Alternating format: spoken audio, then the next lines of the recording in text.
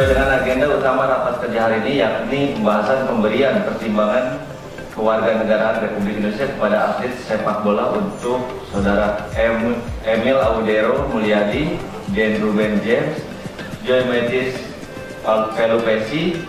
Izinkan kami memaparkan beberapa hal yang terkait dengan agenda utama yang dimaksud guna mendapatkan pandangan dan masukan atas pembahasan.